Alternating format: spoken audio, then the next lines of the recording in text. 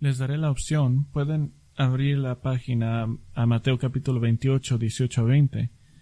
Vamos a estar allí en unos 45 minutos. Entonces, pueden abrir ahorita si quieren. Consideren este mensaje como una introducción a Mateo capítulo 28, 18 a 20. Y les quiero recordar que la serie que estamos haciendo en la iglesia es inusual, no es mi práctica habitual. Estoy hablando en estos mensajes con historias de nuestros hermanos y hermanas en Cristo que ya han ido al cielo, y mi esperanza es de conectarnos a la imagen más grande de la historia de la iglesia. Y mientras continuamos examinando la iglesia que honra a Cristo, llegamos esta mañana al Evangelio, las buenas nuevas de Jesucristo. Históricamente, una de las batallas más grandes ha sido la batalla por el Evangelio bíblico.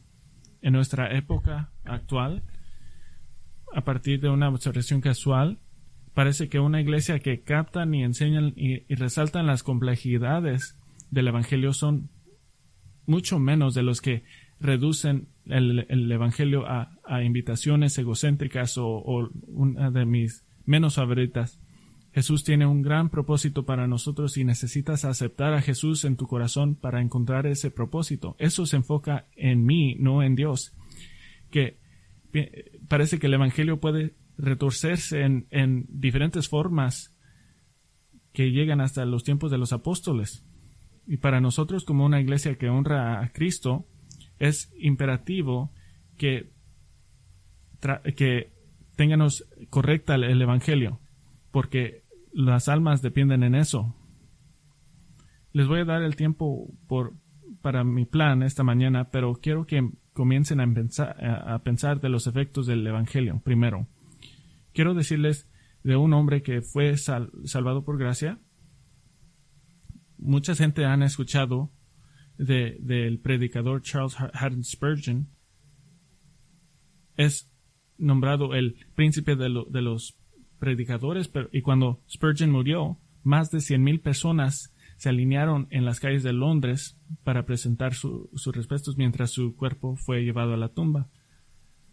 Mucha gente ha escuchado de Spurgeon, hasta los incrédulos, pero casi nadie ha escuchado de Archibald Brown.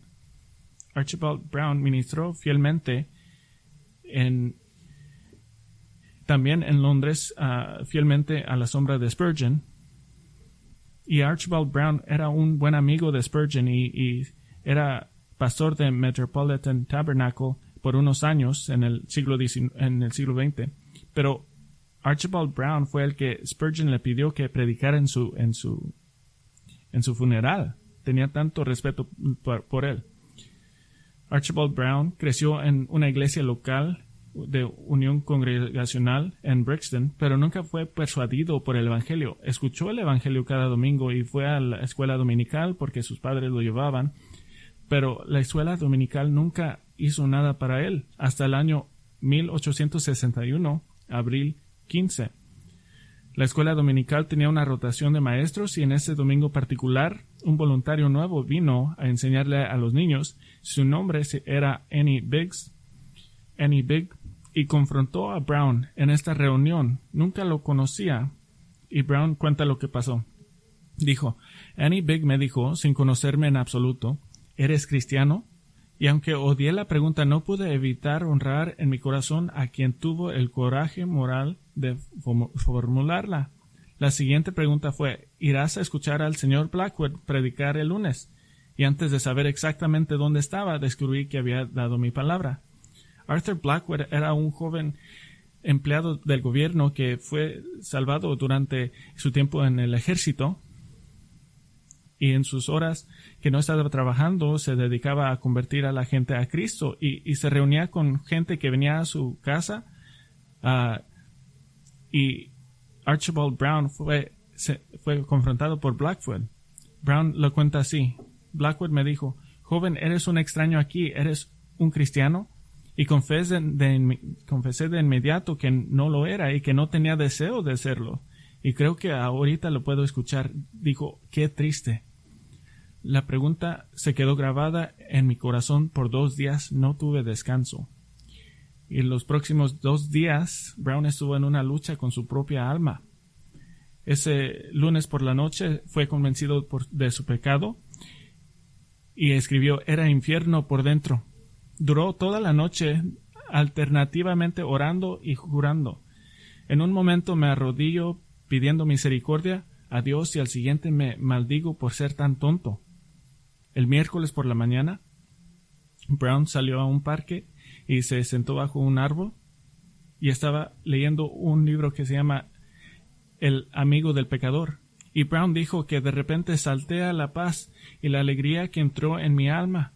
Y como adolescente, tomó su cachucha y la aventó para arriba.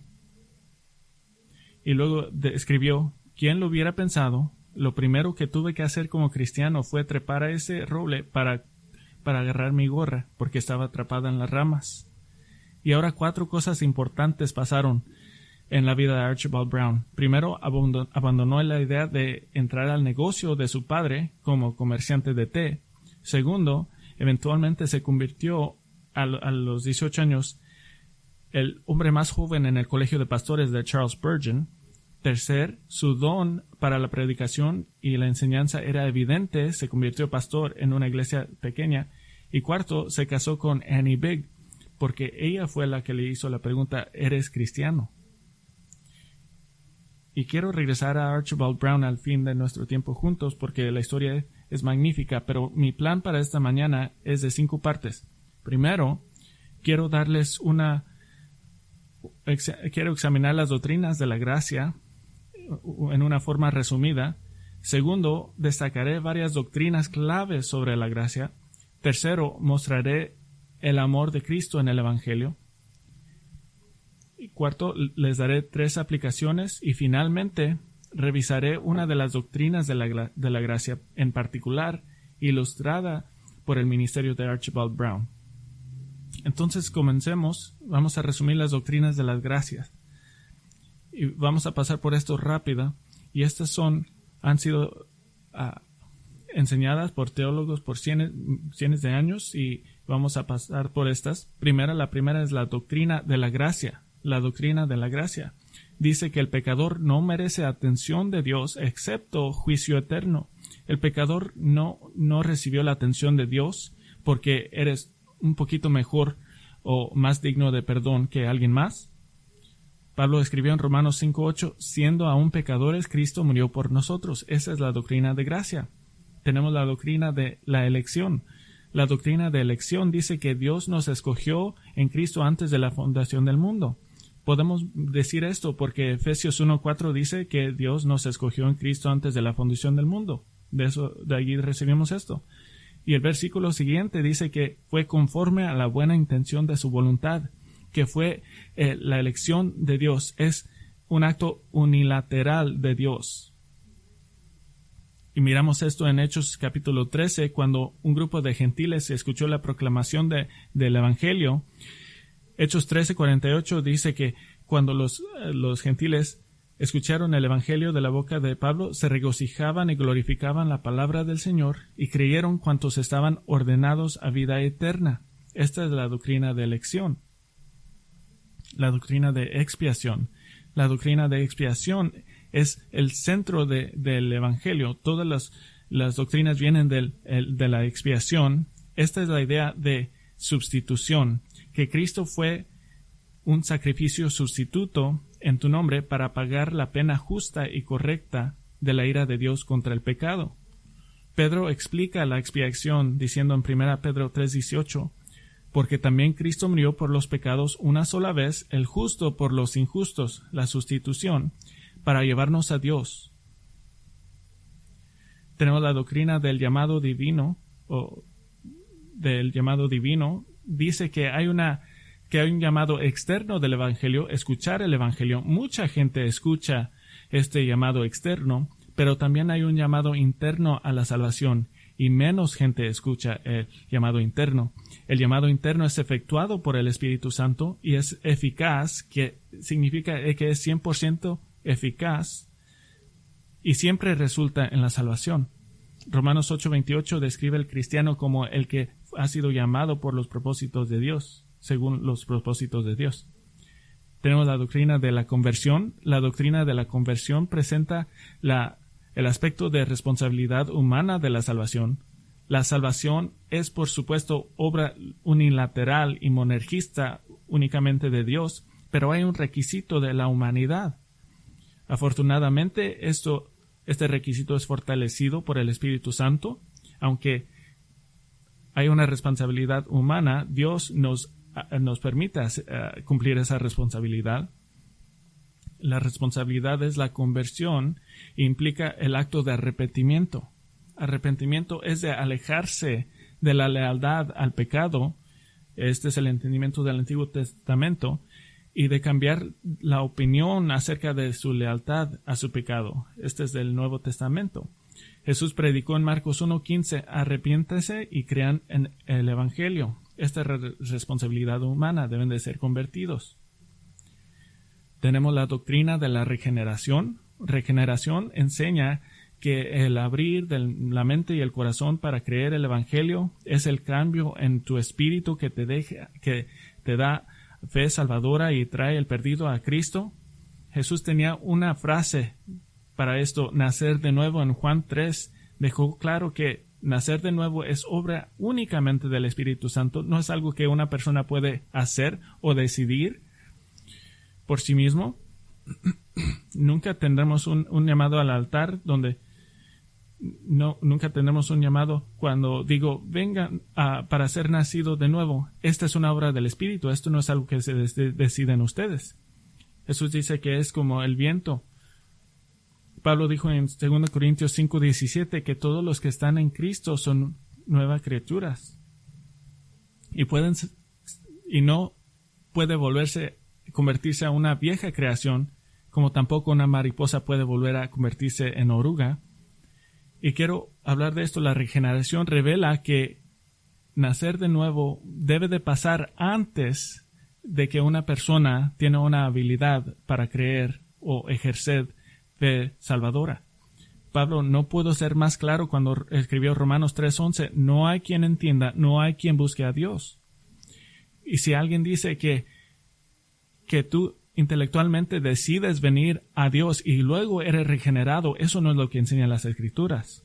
Pablo nos dice en 1 Corintios 2:14, pero el hombre natural no acepta las cosas del Espíritu de Dios, porque para él son necedad, no las puede comprender, porque no pueden discernir espiritualmente. Y la doctrina de la unión con Cristo, dice que ser un cristiano es infinitivamente más que un concepto de estar cerca a Jesús o tener una relación con Jesús. La unión con Cristo dice que el cristiano está en Cristo, está siendo identificado con Cristo en toda la salvación.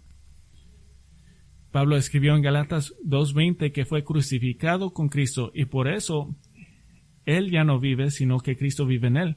Estamos en Cristo en todo aspecto de la salvación. Morimos con él, resucitamos con él, somos glorificados con él, somos coherederos del cielo con él.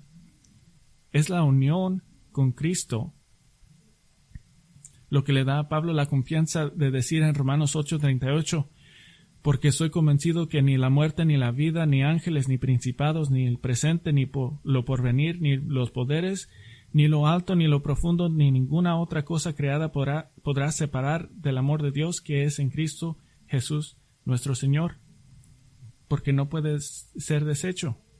Tenemos la doctrina de la justificación.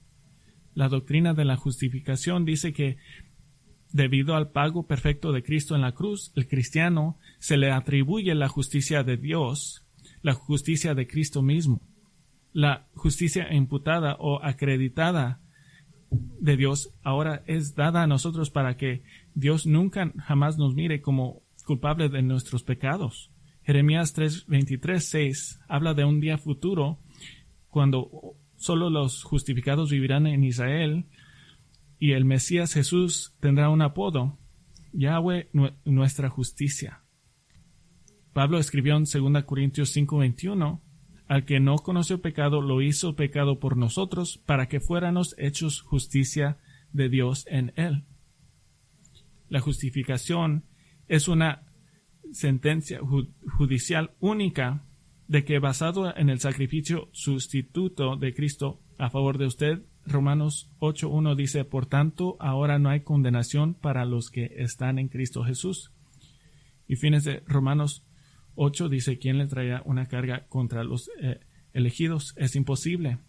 La doctrina de santificación. La doctrina de santificación, que significa simplemente ser apartado, y encuentra su expresión en 3 partes. La santificación posicional. Posicional enseña que el creyente en Cristo es completamente justificado en el tribunal del cielo. La santificación posicional puede equiparse a la justificación. Hebreos 10:10 habla de nuestra santificación en el sentido pasado. Hemos sido santificados mediante la ofrenda del cuerpo de Jesucristo ofrecida una vez para siempre. Pero también tenemos la santificación progresiva. Esto enseña que en esta vida terrenal el cristiano debe de ser conformado continuamente a la imagen de Cristo. Estamos venciendo el pecado, caminando con mayor obediencia al Señor. Pablo enseñó en 2 Corintios 3:18: pero todos nosotros, con el rostro descubierto, contemplando como en un espejo la gloria del Señor, estamos siendo transformados en la misma imagen, de gloria en gloria. Y luego santificación perfecta. Santificación perfecta enseña que la consumación última de tu salvación es tu perfección actual en justicia en tu muerte o en el regreso de Cristo. Juan escribió en 1 Juan 3:2 que actualmente somos hijos de Dios, santificación posicional, pero aún no se ha manifestado lo que habremos de ser. Pero sabemos que en cuando Cristo se manifieste, seremos semejantes a Él, porque lo veremos como Él es. Esta es santificación perfecta. Y la doctrina de la preservación y la perseverancia. Preservación y perseverancia. Y quiero unir estas dos porque son 2 caras de la misma moneda. No puedes tener una sin la otra. La preservación de los santos es la obra de Dios para mantener asegurada la salvación de los elegidos. La perseverancia es el deber del cristiano para continuar caminar con Dios, que es una obligación muy real, y sin embargo el creyente regenerado siempre perseverará por el poder de Dios. Entonces, ¿qué tal la preservación? 1 Pedro 1:5 dice que el cristiano está siendo protegidos por el poder de Dios para la salvación que está preparada para ser revelada en el último tiempo. Jesús prometió en Juan 10:29 que nadie puede arrebatar a un creyente de su mano. Pero ¿qué tal la perseverancia? El Nuevo Testamento es muy claro que el cristiano debe perseverar. Pedro escribió en 2 Pedro 1:10 que sean cada vez más diligentes para hacer firme su llamado y elección. Pablo le dijo a los filipenses que ocúpense en su salvación que en temor y temblor. Filipenses 2:12. Apocalipsis 14:12. Aquí es la perseverancia de los santos que guardan los mandamientos de Dios y la fe de Jesús. Y la doctrina de la glorificación. Esta doctrina enseña la certeza absoluta de que la culminación de la salvación en Cristo es glorificación final. Esta es perfección completa, inmortalidad a la semejanza de Cristo en cuerpos eternos resucitados. ¿Piensas que amas a la iglesia ahorita? Espera hasta que veas la iglesia glorificada. Pablo garantiza la glorificación en Romanos 8:30. A los que predestinó, a esos también llamó; a los que llamó, a esos también justificó; a los que justificó, a esos también glorificó. Es seguro. Jesús oró a su Padre en Juan 17:22 acerca de todos los que creyeran en Él: la gloria que me diste les he dado. Ya es algo que ha terminado. Hay una historia de conversión que ilustra casi todas las doctrinas de la gracia en un episodio. En el año 1587, un joven predicador en Escocia comenzó a dejar su huella en el panorama espiritual. Se llamaba Robert Bruce. segundo hijo del barón Bruce Dair, descendiente de los Bruce reales de Escocia, y se convirtió en los predicadores más exitosos de este tiempo en esta área. Fue entrenado como abogado, entonces hablaba muy bien y formaba sus puntos lógicamente y con pruebas. Fue convenciente en su predicación y se convirtió en un líder muy influyente en su iglesia. Pero lo que es inusual de Robert Bruce, que el día de su salvación y su llamado al ministerio ocurrieron al mismo tiempo. Conocía el evangelio porque creció en la iglesia, pero en el 1581 fue confrontado por su propio pecado. Y dice el historiador William Blakey, habla de este relato. Dice: una noche terrible en Erith en 1581 agradó a Dios herir su conciencia y poner todos sus pecados ante él, de modo de que no se omitiera ninguna circunstancia de tiempo, lugar o expresión. Escuchó al diablo acusándolo. No siempre era cierto, pero todo lo que le decía que era cierto encontraba un eco en su conciencia, de modo que era presionado como si fuera al infierno más bajo. Bruce dijo: siempre en la medida en que él decía la verdad, confesé, restauré a Dios en su gloria y clamé por la misericordia de Dios por los méritos de Cristo. Sí, apelé incluso a su misericordia adquirida para mí por la sangre, muerte y pasión de Cristo. Convirtió la misericordia sin fondos de Dios en el tribunal de misericordia, y él contuvo estas furias y estos gritos de mi conciencia justa acusadora, y me permitió levantarme por la mañana. La doctrina, aquí miramos las doctrinas: la doctrina de la gracia, a Dios le agradó herir su conciencia; la doctrina de expiación, su misericordia adquirida por mi sangre, la muerte y pasión de Cristo. De la conversión, confesé, devolví a Dios su gloria. Regeneración, contuvo estas furias y estos gritos de mi conciencia justa acusadora, y me permitió levantarme por la mañana. La doctrina de justificación, Bruce recibió misericordia en el tribunal de la misericordia. Todas las doctrinas de la gracia. Las doctrinas de la gracia son tan bellas que quiero tomar más tiempo para destacar 4 doctrinas. Primeramente, expiación. Este es el centro del Evangelio y quiero tomar tiempo en esto. El predicador puritano John Owen escribió extensivamente sobre la expiación de Cristo, más famoso en su obra de 1647, La muerte de la muerte en la muerte de Cristo. Y él estaba escribiendo sobre era una defensa de expiación limitada. Estaba hablando contra falacias, y la primera falacia podría llamarse el padre poco dispuesto. Esto dice que el padre estaba enojado con el pecador y nada más, que solamente buscaba nuestra destrucción. Pero Owen argumentó que la Trinidad debe de tener una voluntad unida. Owen escribió: el agente y autor principal de esta gran obra de nuestra redención es toda la bendita Trinidad, porque todas las obras que exteriormente son de la deidad son indivisas y pertenecen por igual a cada persona.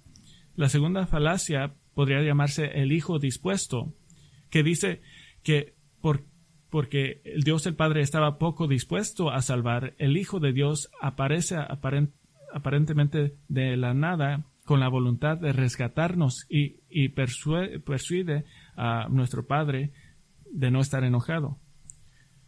Y quizás no han escuchado esto, y esto es muy bueno que no han escuchado esto. Owen apeló a Juan 10, 17 y 18. Por eso el Padre me ama, porque yo doy mi vida para tomarla de nuevo. Nadie me la quita, sino que yo la doy de mi propia voluntad. Tengo autoridad para darla y tengo autoridad para tomarla de nuevo. Este mandamiento recibí de mi Padre. Hay una unidad. La tercera falacia, muy popular hoy en día, es la falacia de el hijo abusado. La falacia del hijo abusado dice que la muerte de Cristo representa a Cristo como víctima del Padre. Dice un teólogo: como un niño abusado, atrapado en la violencia de su padre, el padre descarga su ira sobre este niño desafortunado y vulnerable. Y puede ser tentador sentirse preocupado por la aparente injusticia del sacrificio de Cristo. Pero Owen afirmó que la clave es unión en Cristo. Hablamos de eso hace poco. Que la expiación no trata simplemente a Cristo y a ti como dos individuos completamente separados, pero cuando murió Cristo, tú muriste. Cuando resucitó Cristo, tú resucitaste. 2 Corintios 5, 14, 15 dice que desde que Cristo murió, todos los que confían en Él han muerto, para que los que viven ya no vivan para sí. No es simplemente que Cristo murió por ti, pero tú muriste con Él. Y hablo de esto porque Owens trató eficazmente el alcance de la expiación, y oro que entiendan esto, porque él enseñaba expiación limitada, en el sentido que la cruz de Cristo es para todos los que ejercen una fe salvadora en Cristo, pero la expiación eficaz tiene una connotación más positiva. Para Owen, su atención era de exaltar la obra de Cristo, enfatizarlo como poderoso y eficaz. Y él escribió: lo que el Padre y el Hijo se propusieron lograr y hacia todos aquellos por quienes Cristo murió mediante la muerte, que con toda seguridad se efectúa. Pero el Padre y su Hijo pretendían, mediante la muerte de Cristo, redimir, purgar, santificar, purificar, librar de la muerte a Satanás, la maldición de la ley, abandonar todo pecado, hacer justicia en Cristo, acercar a Dios todos aquellos por quienes murió. Si dicen Cristo murió por todos, escuchen cuidadosamente que la cruz de Cristo es solamente potencialmente eficaz, porque teóricamente todos pueden rechazar a Cristo. La cruz de Cristo no es solamente potencialmente eficaz, es actualmente eficaz. Si Cristo murió, entendiendo a salvar a todos los individuos sin excepción, esta es la posición armenia. Esto limita el poder de la expiación. ¿Por qué? Si Cristo murió para salvar a millones y millones y millones de personas que nunca serán salvos, entonces la cruz es por definición ineficaz. Pero si Cristo murió y efectuó la salvación de cada persona elegida, entonces la cruz tiene efectividad de 100%. Ni una sola persona por quien Cristo murió perecerá. Nada de la cruz falla. Logra exactamente lo que el Señor quiere lograr. Quiero destacar otra doctrina. Esta es la de conversión o arrepentimiento. John Knox, el reformador escocés, conocido por su apasionado predicación, era defensor de la verdadera iglesia y de gracia, pero como todos pastores tenía un lado tierno menos visto, y eso podemos mirar en sus cartas a su suegra, y revelan este lado de Knox, porque su suegra sufría de una conciencia continuamente agitada, y le escribió a Knox que seguía descubriendo y viendo pecado en su vida y no se podía alejar de él, y esto lo convencía que estaba en el camino hacia la ira de Dios. Pero si le preguntaban a cualquier persona que conoce a su suegra, era la persona más inocente que conocían. Y John la animó con sus cartas de seguridad. En particular explicó que la gracia de Dios había quitado de ella la mancha del pecado y que nunca experimentará la ira de Dios porque sucedió la justicia. Y explicó también que era una señal de gracia, que odiaba a su pecado. Decía porque ella debería deleitarse en el disfrute consciente del favor de Dios, porque claramente había cambiado su mente sobre su pecado, odiaba a su pecado, y dijo, eso significa que eres cristiana. Esa es la conversión. Quiero hablar de justificación. El obispo Hugh Latimer, defensor de las doctrinas de la gracia en los primeros días de la Gran Reforma, frente a la heregia de la Iglesia Católica Romana, que enseñaba que la justificación es un proceso que dura toda la vida y que es favorecido por muchas buenas obras, Latimer defendió la justificación con entusiasmo y vigor, y estas son unas de sus defensas. Dice: por la pasión de Cristo que sufrió, mereció que todos los que creen en Él sean justificados por Él, como si ellos mismos nunca hubieran cometido pecado alguno, y como si hubieran cumplido la ley hasta el extremo. Escribió: la ley misma es santa y buena, pero no podemos agarrarla, y por eso la ley nos condena, pero Cristo con su muerte nos libró de la maldición de la ley. Y luego quiero hablar de regeneración. Esto es precioso para nosotros. J.C. Ryle escribía sobre las batallas teológicas de Inglaterra del siglo XIX y notó que había un conflicto importante en la Iglesia protestante de Inglaterra sobre la regeneración. La posición oficial de la Iglesia de Inglaterra era que cualquier hombre, mujer o niño que ha sido bautizado recibió el Espíritu Santo en el momento del bautizo. Y los teólogos hablan este punto de vista, lo llaman regeneración bautismal, y es parte de la Iglesia Católica Romana, de allí salió. Un problema importante con esta enseñanza es que la Iglesia decide cuándo es salvo una persona, no el Espíritu Santo. Pero antes de Ryle, llegamos a Hugh Latimer. Él estaba predicando contra la regeneración bautismal. Alguna vez predicó al rey Eduardo VI, dijo: Cristo dice, el que no nace de arriba no puede ver el reino de Dios, debe de tener una regeneración. ¿Y qué es esta regeneración? No se debe de bautizar en agua, no es ser bautizado en agua como lo exponen estos tizones. Dice: la predicación es el instrumento de Dios mediante el cual Él obra la fe en nuestros corazones. Nuestro Salvador le dijo a Nicodemo: el que no nace de nuevo no puede ver el reino de Dios. Y podemos hablar de Jesús me ama, esto lo sé porque me dice la Biblia, pero ¿qué tanto te amó Jesús? ¿Cómo se demuestra el amor de Cristo en la salvación? Quiero tomar un tiempo hablando de esto. Jonathan Edwards fue ministro en Northampton, Massachusetts, durante el siglo XVIII, durante el tiempo del Gran Despertar. Fue un defensor de guardar la cena del Señor de los no miembros de la Iglesia y fue removido de su propio pastoreo por 23 años. Si tienen tiempo, lean su último sermón a su última iglesia. El punto de su sermón es: los voy a ver ante el tribunal de Dios y vamos a ver quién fue correcto y quién fue incorrecto. Cuando fue removido, entró a escribir y a teología y se fue a un pueblo llamado Stockbridge y ministró a todos los que estaban allí. Y durante este tiempo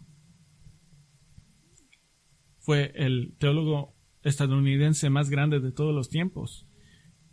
Y Edward tenía una teología sobre la muerte de Cristo. Dijo que Dios era muy perfecto para sufrir. Escribió que la naturaleza divina no es capaz de sufrir porque la naturaleza divina es impasible. Esto significa, es una idea de que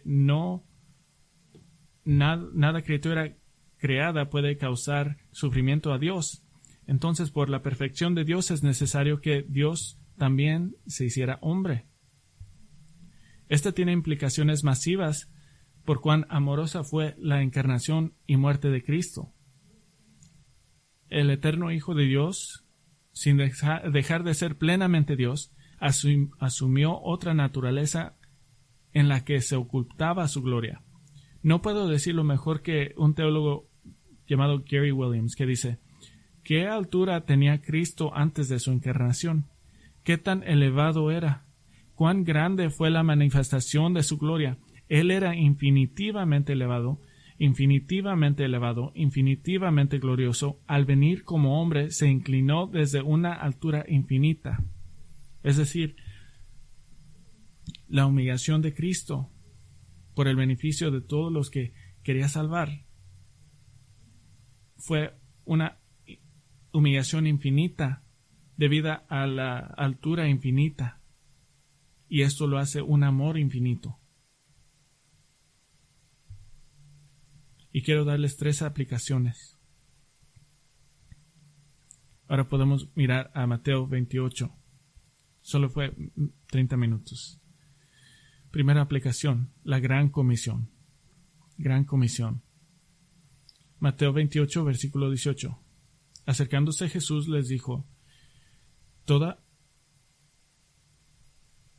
autoridad me ha sido dada en el cielo y en la tierra.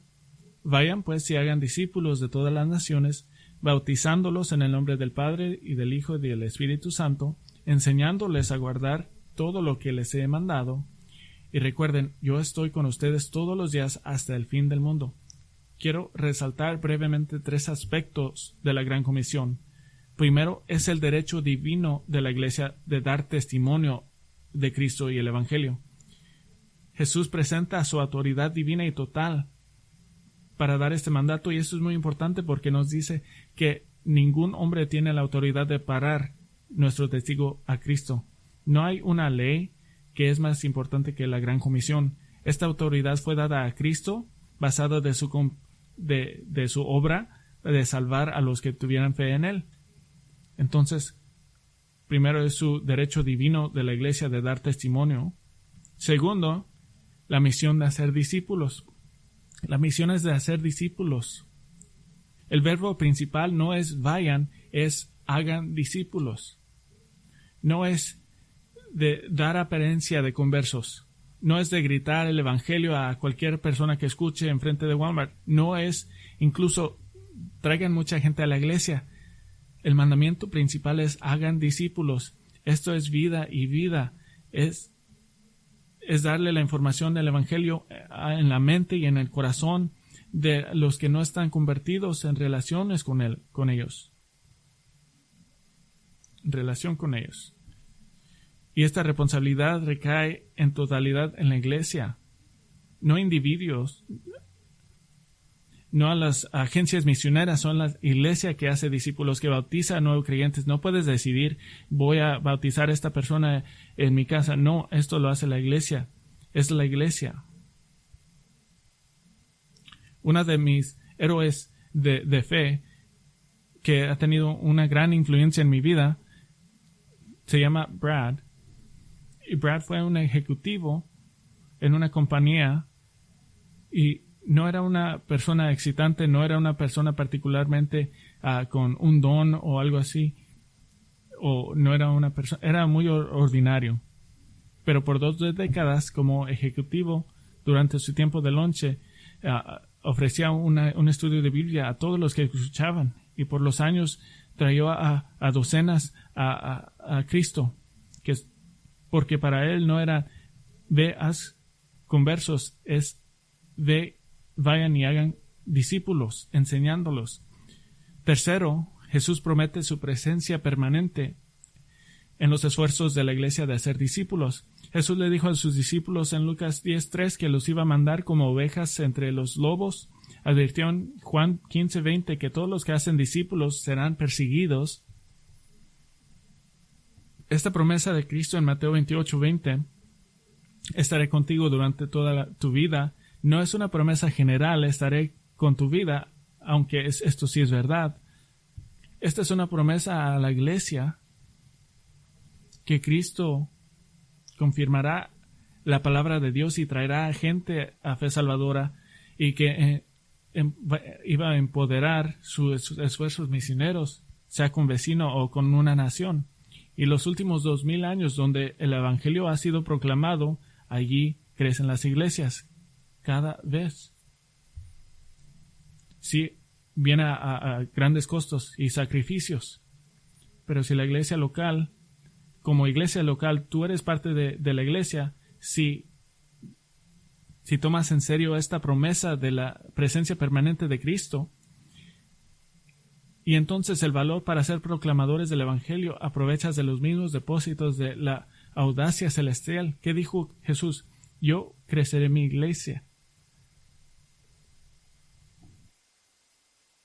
Segunda aplicación, lo llamaremos evangelismo orgánico.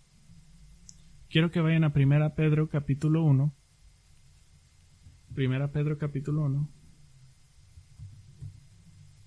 Pedro estaba escribiendo a iglesias que estaban sufriendo en Turquía moderna, y les dijo en capítulo 3:15, estando siempre preparados para presentar defensa ante todo el que les demande razón de la esperanza que hay en ustedes.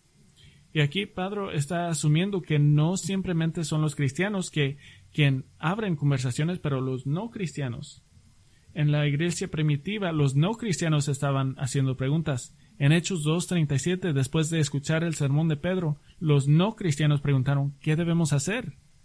En Hechos 8:30, Felipe le preguntó al eunuco etíope que si entendía lo que estaba leyendo y le pidió que le enseñara. En Hechos 16:30 miramos al carcelero de Filipos que pregunta, señores, ¿qué debo de hacer para ser salvo? Entonces, ¿qué hace que los incrédulos hagan preguntas? 1 Pedro 3:9 nos ayuda. 1 de Pedro 1, 3-9.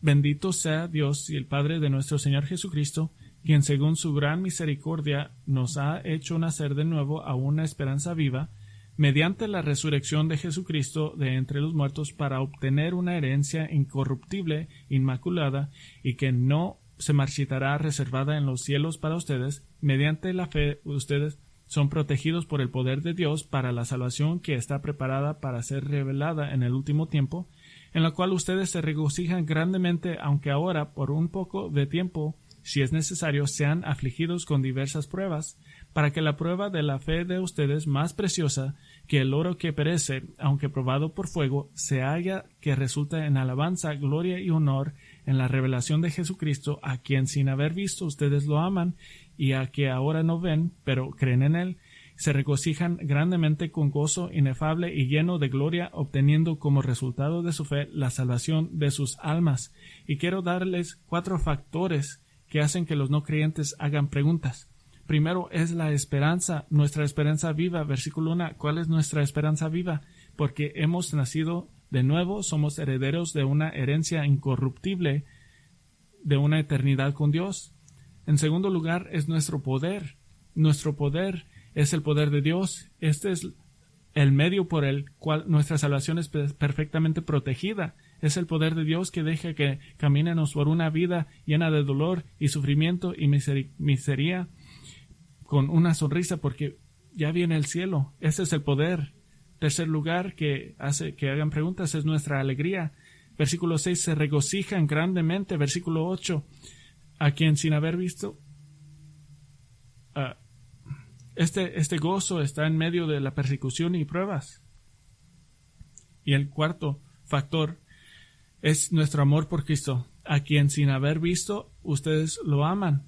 Creo que es una pregunta razonable de un no creyente a un creyente. ¿Cómo que nunca has visto a Jesucristo, pero tienes tu vida alrededor de Él? ¿Por qué? Porque lo amo. ¿Por qué lo amas? Esa es la pregunta. Y luego contestas la pregunta. Estas son las preguntas que trae a Pedro a amonestarnos en el próximo capítulo 2, versículo 11. Amados, les ruego como extranjeros y peregrinos que se abstengan de las pasiones carnales que combaten contra el alma. Mantengan entre los gentiles una conducta irreprochable, a fin de que en aquello que les calumnian como malhechores, ellos por razón de las buenas obras de ustedes, al considerarlas, glorifiquen a Dios en el día de la visitación. Que demuestren una vida que demuestre esperanza, amor. Y lo más que he durado en el ministerio del Evangelio, Soy menos fanático de previamente empaquetadas presentaciones resumidas del Evangelio.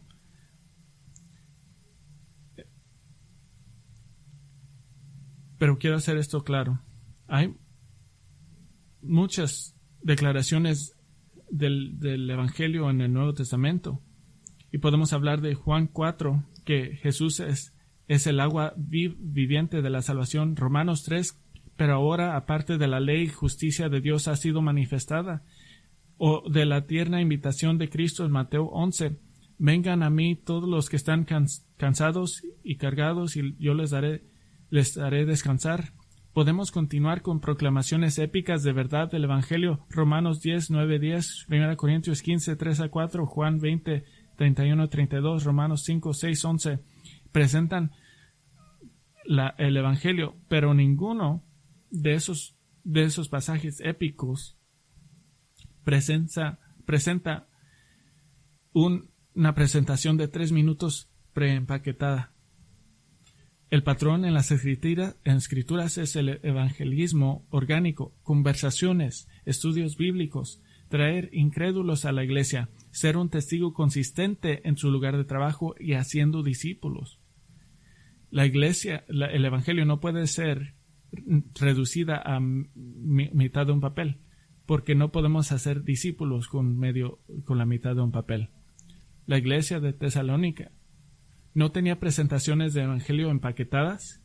Todos eran jóvenes y eran creyentes nuevos. Sin embargo, Pablo los proclama la iglesia evangelizadora más grande que jamás había visto. ¿Por qué? Porque no tenían un programa preempaquetado. Más bien demostraban esperanza, poder, gozo y amor. Y Pablo los ensalzó por difundir el evangelio por todo el mundo romano. Tercera aplicación. Esta le llamo la súplica del evangelio. La súplica del evangelio. Pablo le dijo a Timoteo que como predicador debe de hacer la obra de un evangelista. 2 Timoteo 4:5. Por tanto, el predicador como el congregante hay lugar para la súplica del evangelio, para rogar a su ser querido que considere a Cristo. Los evangelistas mayores del mundo son los cristianos que se están muriendo porque ya no tienen miedo de los hombres. Te van a decir sobre Cristo. Visité con muchos miembros de Grace Bible Church en sus últimos días, y de eso quieren hablar. Quiero compartir el evangelio con todos los que están aquí, todos los que entran, y les hablo a las enfermeras para que digan, para hablarles sobre Cristo. Columba, el misionero irlandés, en el siglo VI, fue intenso en su predicación del evangelio. Proclamaba el evangelio a multitudes de pictos, un pueblo pagano conocido por sus marcas religiosas y tatuajes, y a menudo lloraba por aquellos que no lloraban por sí mismos. Su anhelo era de someter a los pecadores empedernidos, arrestar al criminal al borde del abismo, apaciguar, suavizar y cambiar esas almas salvajes, pero sencillas y directas a quienes Dios le había dado para someter. Hay un escocés por nombre de David Ferguson. Se salvó a una edad temprana y se convirtió en un hacedor de guantes. No fue a la escuela, no sabía leer, pero fue convencido al llamado del ministerio. Y regresó a la escuela para aprender las escrituras, y Dios lo convirtió en un predicador poderoso y también un gran humorista, conocido por burlarse gentilmente a los que no venían a fe en Cristo. Le rogaba, pero lo hacían en una forma humorosa. Ministró toda su vida en Dunfermline, en la costa sureste de Escocia. Y en este tiempo, el rey James, que sería conocido como el que pidió el King James, la versión de King James de la Biblia, y él no era cristiano, pero al rey le gustaba platicar con Ferguson, le gustaba su humor, entonces siempre visitaba a David Ferguson. Y una vez cuando el rey estaba en vacaciones, donde se estaba quedando, hubo un temblor, pero pareció que solamente era esa casa, nada más experimentó el temblor. Entonces King James fue asustado por eso y le pidió a Ferguson más tarde que por qué solo su casa fue sacudida, y Ferguson le dijo: Señor, ¿por qué el diablo no debería mecer sus propios bebés? Y continuó pidiéndole que conociera a Cristo, que tú eres uno de los bebés del diablo, por eso te está meciendo. En el primer mensaje les hablé de John Elias, que fue un eficaz predicador del Evangelio en Gales a finales del siglo XVIII. Y como parte del movimiento metodista calvinista, viajaba a muchos lugares y tenía una buena audiencia regularmente en Londres y Liverpool. Una tarde, en Liverpool, el 19 de diciembre de 1809, Elías estaba predicando sobre Efesios 2:12, que dice: recuerden que en ese tiempo ustedes estaban separados de Cristo, excluidos de la ciudadanía de Israel, extraños a los pactos de la promesa, sin tener esperanza y sin Dios en el mundo. Y dijeron testigos que las palabras de Elías iban juntas, y mucha gente escribieron lo que dijo después de esto, y dijo: oh miseria de la condición de aquellos hombres que están sin Cristo. Ninguna lengua podrá jamás decirlo, y ninguna mente finita puede sondar hasta la eternidad la milésima parte de la miseria de los hombres sin Cristo, desnudos sin bata, enfermos sin médico, hambrientos sin tener el pan de la vida, sucios sin fuente, culpables sin justicia, perdidos sin Salvador. Y luego Elías lloró en su propia Biblia, y todos estaban llorando juntos. Y luego se levantó y dijo: bendito sea Dios, Cristo está disponible esta noche para aquellos que hasta ahora han estado sin Él. Deben de suplicar el Evangelio. No importa lo que diga la gente. No importa lo que diga la gente. Deja que te burlen hasta el punto de que se conviertan. Quiero volver a una de las doctrinas de gracia. Esta es la doctrina de regeneración. Y esta es preciosa, porque este es el momento que miraste la verdad, el momento que pudiste creer. Es una componente clave del Evangelio, porque pone toda la gloria y todo el honor, todo el crédito solamente con Dios y nada con nosotros. Quiero regresar a nuestro amigo y amigo de Spurgeon, Archibald Brown. Fue salvo por la fidelidad de Annie Bigg y Arthur Blackwood al cuestionar su estado espiritual. Qué gran pregunta: ¿eres cristiano? Y fue entrenado por el ministerio del Evangelio bajo Spurgeon, y se casó con Annie Bigg y estaba pastoreando una iglesia pequeña en Bromley. Cuando tenía 22 años fue llamado a pastorear Stepney Green Tabernacle al extremo este de Londres.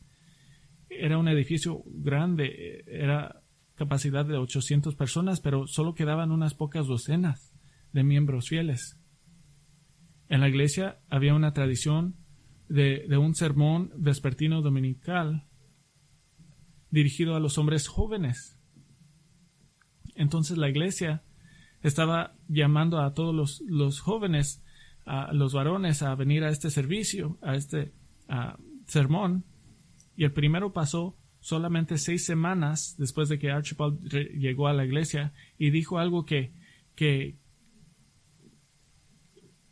y pasó algo que lo impactó. Estaban en el sótano de la iglesia, y Brown dice: una gran tempestad de oraciones se levantó hacia Dios, esos momentos en que todos parecíamos inclinados ante el trono, cuando todos nuestros deseos se unían en uno, y un gran grito, podría decir agonizante, se levantó de la multitud: Señor, en el santuario de lo alto, salva las almas esta noche.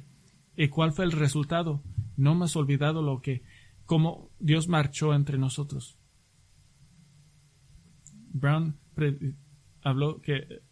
predicó el relato de Jesús resucitando a un joven de entre los muertos, que dice: joven, a ti te digo, levántate. Y lo que es interesante del recuerdo de Brown, predicó el mismo texto y no pasó nada, no hubo una respuesta. Pero en esta ocasión les dijo a los hombres: jóvenes, a ti te digo, levántate. Y 70 jóvenes llegaron a fe en Cristo. El tamaño de la iglesia se duplicó en esta noche. Y Brown escribió la lección que había aprendido.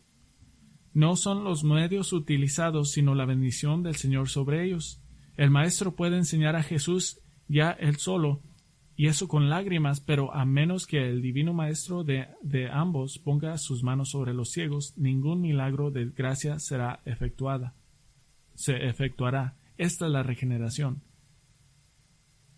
Para nosotros como iglesia, mi oración es que creamos en el poder de generación, que creemos en el poder del Evangelio. El poder del Evangelio es el poder de Dios hacia la salvación, y continuamos de orar por los perdidos, que somos proclamadores del Evangelio a los perdidos, y que seamos detallados y exactos y demuéstrenos verdad, y que no háganos hacedores de conversos, sino de hacedores de discípulos. Hagámoslo junto. Nuestro Padre, te damos gracias por tu Evangelio, por cada persona aquí que conoce a Cristo. Hubo un momento en tiempo ordenado antes de la fundación del mundo en el Espíritu de Dios, cuando el Espíritu de Dios cambió nuestros corazones para abrir nuestros ojos para mirar nuestro Salvador glorioso y confesar nuestro pecado y mirar la suciedad de nuestra rebelión, y nos dio fe para creer y clamar pidiendo misericordia. Pedimos que mientras creemos el Evangelio bíblico y la enfatizamos en nuestros servicios y en nuestros estudios de Biblia, en ministerio de mujeres y ministerios de hombres, en cualquier retiro, en ministerios de estudiantes y de niños, en cada ministerio, que piénsenos de esto y lo contemplen, y nos deleitamos en el Evangelio. Oramos que traigas almas a nosotros. Oramos para que traigas a muchos más para que sean salvos y sean bautizados, y que llenes a esta iglesia con más creyentes nuevos, porque creemos el Evangelio. Y el Señor Jesús mandó: arrepiéntate y cree el Evangelio. Oramos que nos ayudes a hacer eso por tu poder y para tu gloria. En el nombre de Cristo oramos. Amén.